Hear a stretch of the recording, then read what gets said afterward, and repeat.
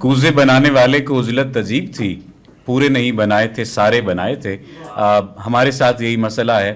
और जिस तरह से वक्त की मैंने पहले ही बात की कि किल्लत है, बग़ैर किसी लंबी चौड़ी तमहीद के मैं दावत दूंगा आज़म मलिक साहब को। जिस तरह से पहले मैंने शायद नज़ीर चौधरी साहब के बारे में ये बात कही कि वो उस्तादुल असातिज़ा हैं, यही बात इनके लिए भी। और मैं तेरा नाम भी ना लूँ फिर भी लोग पहचाने क्या आप अपना तारुफ हवा बहार की है। हवा बहार की तारुफ करवाए देती है जब फूल खिलते हैं। आपकी मौजूदगी में कई फूल खिले। ख्वाब का ख्वाब हकीकत की हकीकत समझें, जानना है तो पहले तरीक़त समझें। आप सबकी भरपूर तालियों में आज़म मलिक साहब। बिस्मिल्लाहिर्रहमानिर्रहीम। बहुत शुक्रिया सफदर अली। इस तरह साजिद साहब ने बाजी ले गए। मैं सोच रहा था कि मैंने आपके तलफ़ुज़ की फ़ौरी तारीफ़ करनी है, जो कि सबसे यूनिक चीज़ है इस सारी तकरीब में।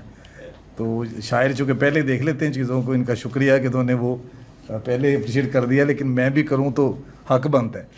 आज की ये तकरीब जो है काफ़ी लोगों की बातें हो चुकी हैं, और शुक्र है कि किसी ने किताब भी पढ़ी हुई थी।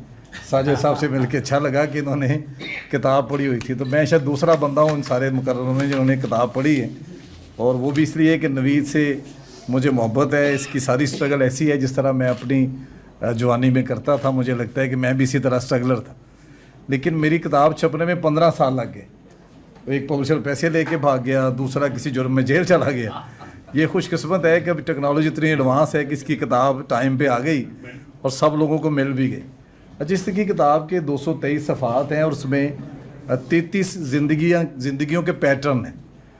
तो मैंने सभी लोगों को पढ़ा तो मुझे लगा कि नई नस्ल के लिए बड़ी आसानी कर दी नवीद ने कि अगर अब ये किताब पढ़ लें तो आपको कामयाबी के 33 रास्ते मिल जाएंगे। जो आपको करीब पड़े आप उस पर अमल करें और उसी शख्स की तरह कामयाब हो जाएं। मौलाना रूमी ने फरमाया था कि दुनिया में जितने इंसान हैं खुदा तक पहुंचने के उतने ही रास्ते हैं। तो मैंने बुज़ुर्गों से सीखा कि जो लोगों से मिलता है, लोगों से मोहब्बत करता है, वो सूफ़ी होता है और लोग ही आपको रब तक पहुंचाते हैं। तो जिस तरह इसने 33 लोगों को चुना, बड़ी मेहनत की, उनके बारे में बड़ी तफसीलात और सवाल मुझे भी बड़े इसके पसंद आए कि मैं इस तरह के सवाल नहीं थे कि आप क्या खाते हैं, कितने बजे सोते हैं। बड़े यूनिक इसके सवाल, और मुझे लगा कि इसने हर शख्सियत के मुताबिक डिज़ाइन किए। तो किताब मैंने एक रात में ही पढ़ ली और मुझे लगा कि जितना अच्छा उसलूब है, जितनी अच्छी शख्सियात इसने चुनी, ये यकीनन होगा कि लोग एतराज़ करेंगे कि इसमें फ़लाँ शख्स कम है और फ़लाँ को नहीं होना चाहिए था। तो ये हर बंदे का अपना एक नुक्ता नज़र है, लेकिन मुझे लगता है कि ये 33 लोग ही बड़े ज़रूरी थे जो इन्होंने इसमें शामिल किए। और मैं चाहूँगा कि ये सिलसिला आगे भी जारी रहे। मुल्क बड़ा बड़ा है इतने आला और ख़ूबसूरत लोगों से कि आप इस तरह की बहुत सारी और किताबें छापें और हम ये ख़रीदेंगे भी। मैंने देखा कि इतनी छोटी उम्र में इसकी दूसरी किताब है और इक़्तिबास पॉइंट इसका बड़ा पॉपुलर है कि लोगों का बड़ा वक्त बचाता है।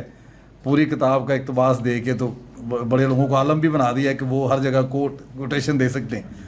तो मुझे लगा कि इतना इसने खुद पे मेहनत कैसे की है। तो मुझे माइकल एंजेलो का वो तारीख़ी जुमला याद आ गया जब किसी ने उससे पूछा कि तुम इतने खूबसूरत मुजस्मे कैसे बनाते हो। तो उसने कहा मैं तो सिर्फ फालतू पत्थर हटाता हूँ, मुजस्मा पहले ही कुदरत ने बनाया होता है। तो मुझे लगा है कि नबी असलम पहले से ही बनाया था, हालात ने इसके ऊपर से फालतू पत्थर हटा दिए। और मैं इस किताब का हिस्सा नहीं हूँ, मैं सिर्फ इसकी मोहब्बत में आया हूँ। और मैं ये इतराफ़ करता हूँ कि जो 33 लोग इसमें हैं मुझसे बहुत ज़्यादा काबिल हैं, कामयाब हैं। मेरी कामयाबी की छोटी सी कहानी है कि मैंने कहीं पढ़ा था कि पाकिस्तान में या एशिया में 5 साल में बच्चा 2.5 लाख से ज़्यादा मरतबा नो सुनता है। उसको इतनी दफ़ा शट अप कॉल दी जाती है कोई नया सोचना बंद कर देता है। तो मैंने इससे सीखा कि मैंने अपने बच्चों को डांटना नहीं, और मैंने उनको नहीं डांटा। तो जब मेरा बच्चा 18 साल का हुआ तो उसने कहा कि मैंने FSC कर ली है और मैं अपनी कंपनी बनाना चाहता हूँ, मैं जॉब सीकर नहीं बनना चाहता। तो मुझे उस पर भी ट्रस्ट था और अपने उस मेथड पे भी। तो मैंने उसके लिए अपनी गाड़ी बेच दी जो कि 10 लाख की बिकी, तब एक्सल आई थी। तो 6 लाख मैंने उसे दे दिए कि तुम अपनी कंपनी बना लो, IT कंपनी। बाकी पैसों से मैंने मेहरान ले ली। तो वो कंपनी पे काम करता रहा, एफर्ट करता रहा, स्ट्रगलर है, बड़ा मेहनती यार, मेरा फ़ख्र भी है। तो 7 साल बाद उसने मुझे अभी 2 माह पहले फॉर्चूनर गिफ्ट की है। और उस बच्चे का नाम है अर्जिश आज़म। वो फाउंडर है फ्यूचर फेस्ट का, पाकिस्तान की सबसे बड़ी टेक कॉन्फ्रेंस उसने कराई, जिसके नतीजे में $100 मिलियन से ज़्यादा मुआहदे हुए इंटरनेशनल कंपनियों के, पाकिस्तानी कंपनियों के साथ। और अभी वो रशिया गया था तो वहाँ उसे एक रशियन दोस्त बन गया। उसने पूछा क्या करते हो, उसने कहा मेरी कैब सर्विस है। तो उसने कहा पाकिस्तान में है, उसने कहा नहीं 20 मुल्कों में है यंगो। पाकिस्तान चूँकि करप्ट मुल्क है, वहाँ सिस्टम नहीं है। तो उसने कहा कि इस तरह नहीं, या तो पाकिस्तान चलो या मुझ पर ट्रस्ट करो कि पाकिस्तान इस तरह करें जैसे तुमने सुना है। वो बंदा भी अच्छे दिल का था, इसकी दावत पे आ गया, 7 दिन हमारे घर रहा। उसने वापस जाके 23 लोगों की टीम भेजी जिन्होंने आके यहाँ पे उसको फिजिबिलिटी बनाई। और अल्हम्दुलिल्लाह पिछले माह से यंगो जो है, जो तीनों से चीपर है और 30% चीप है, वो पाकिस्तान में चल रही है। तो आप में से अगर कोई बंदा यंगो पे वापस जाएगा तो मुझे कितना फ़ख्र होगा कि मैं ख़ुद तो नहीं कुछ बन सका, लेकिन मैंने ऐसे बच्चे की परवरिश की जो इस माशरे को पे बैक कर रहे हैं। तो आइए, अभी भी देर नहीं हुई, नवीद असलम का ख्याल करें, इसको मज़ीद परवान चढ़ने में मदद दें।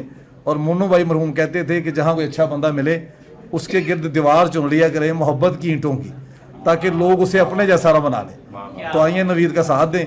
बहुत शुक्रिया। 2 शेर आखिरी इजाज़त के मेरे दोस्त हैं बाबा नजमी, उनके 2 शेर हैं कि बेहिम्मते ने जेड़े बह के शिकवा करन मुकद्दरां दा, बेहिम्मते ने जेड़े बह के शिकवा करन मुकद्दरां दा, उगण वाले उग पैंदे ने सीना पाड़ के पत्थरां दा, ते मंजिल दे मत्थे दे उत्ते तख्ती लगदी उन्हां दी, जेड़े घरों बना के टुरदे नक्शा अपने सफरां दा। बहुत शुक्रिया।